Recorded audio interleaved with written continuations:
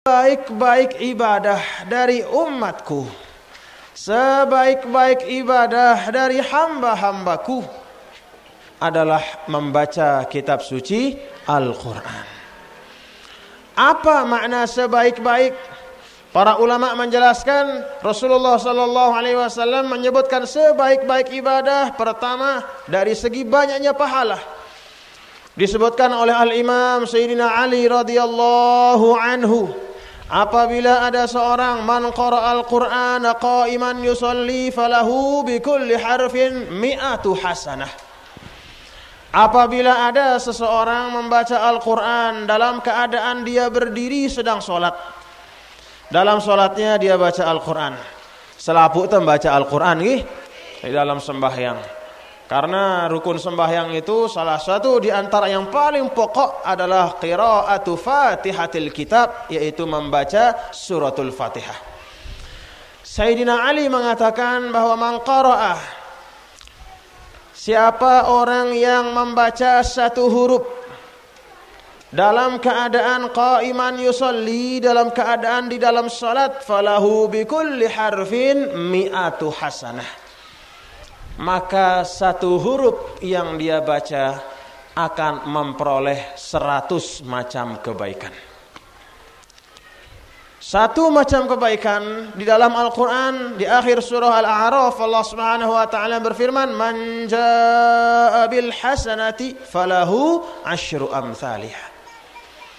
Siapa saja orang yang membawa, yang datang dengan satu macam kebaikan, maka Allah Subhanahu wa ta'ala akan memberikannya 10 macam pahala.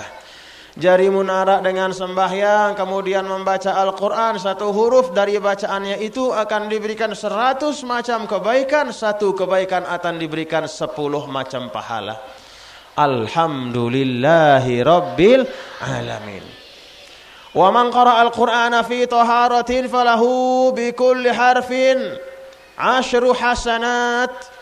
Dan apabila ada seseorang membaca Al-Quran dalam keadaan dia suci, artinya dalam keadaan berwudu, sebelum dia baca Quran dia wudu dengan wudu yang sempurna, falahu bikulli harfin 10 hasanat, maka dari setiap huruf yang dia baca akan memperoleh 10 macam kebaikan.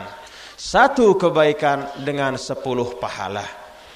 10 kali 10 berapa ibu-ibu? 100. Satu huruf dalam keadaan kita bersuci. Kemudian wa man qara'a harfan min kitabillah fi ghairi tuhurin falahu bikulli harfin hasanah.